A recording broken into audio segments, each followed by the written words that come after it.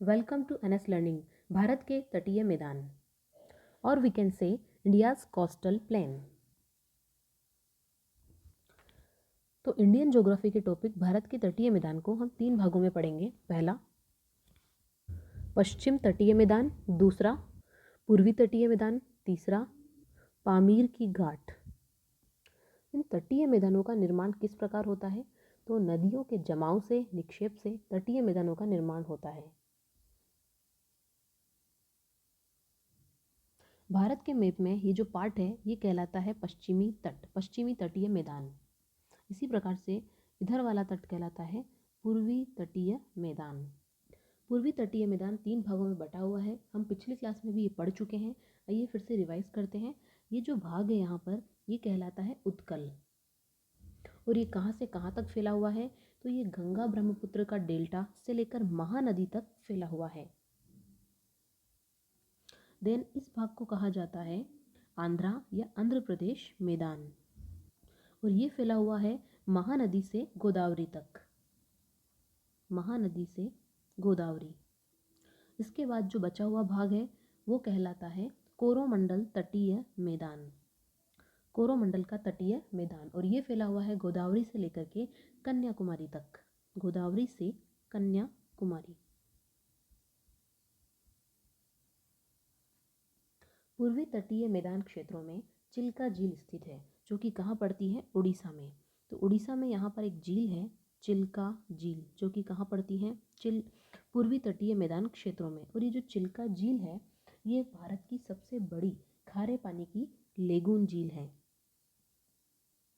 पूर्वी तटीय मैदान में कोलेरू झील है वो भी स्थित है। साथ ही जो कृष्णा और गोदावरी है वो भी अपना डेल्टा यहाँ पर बनाती है। महानदी और चिल्का झील स्थित है।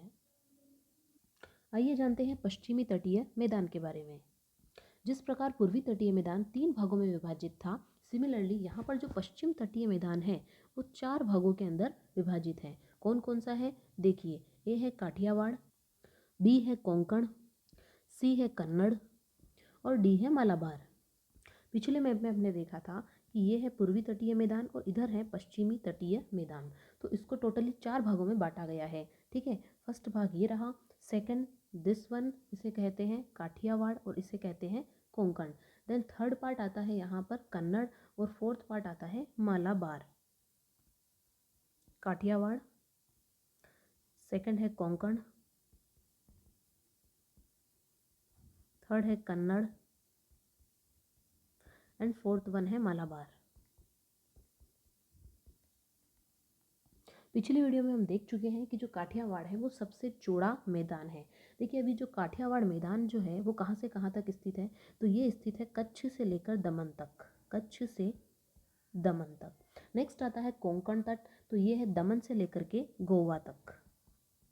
उसके बाद जो कन्नड़ है वो गोवा से लेके मंगलोर तक स्थित है, गोवा से मंगलोर। और मालाबार तट की बात करें तो ये मंगलोर से लेकर के कन्याकुमारी तक स्थित है। अब यदि पश्चिमी तटीय मैदान की तुलना की जाए पूर्वी तटीय मैदान से, तो पूर्वी तटीय मैदान की तुलना में जो पश्चिमी तटीय मैदान है वो कैसा है? आर्द्र है और सकरा है, आर्द्र भी है और उससे थोड़ा सा सकड़ा है।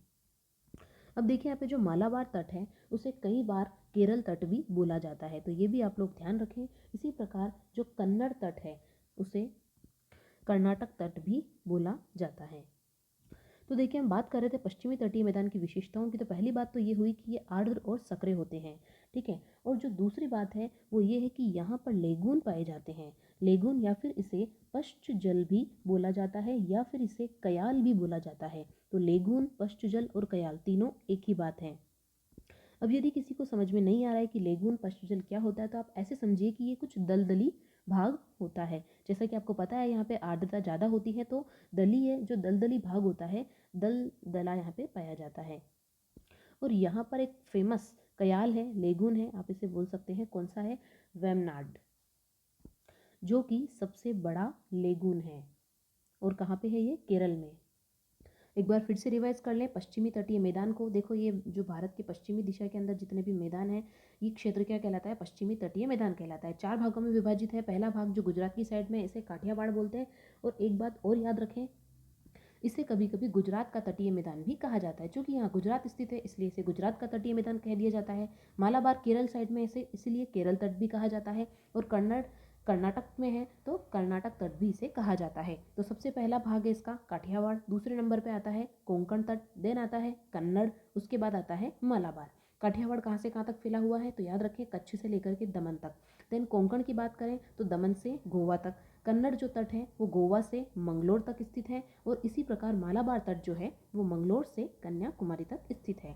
पश्चिमी तट कैसे हैं? आर्द्र हैं और सक्रिय हैं। किसकी तुलना में? पूर्वी तटीय मैदान की तुलना में। दूसरी बात, यहाँ पर लेगून, पश्चजल और कयाल भी पाए जाते हैं। और सबसे बड़ा लेगून की बात करें तो यहाँ पर फेमस है वैमनाड लेगून।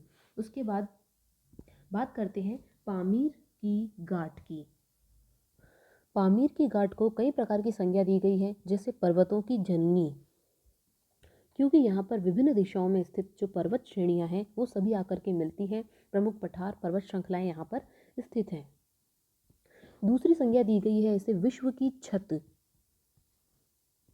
ऐसा क्यों? क्योंकि ये विश्व का सबसे ऊंचा पठार है। इसका जो निर्माण है वो कई प्रकार के पठार और पर्वत श्रृंखलाओं से हुआ है। तो आइए जानते हैं कौन कौन से पर्वत श्रृंखला यहाँ पर स्थित है।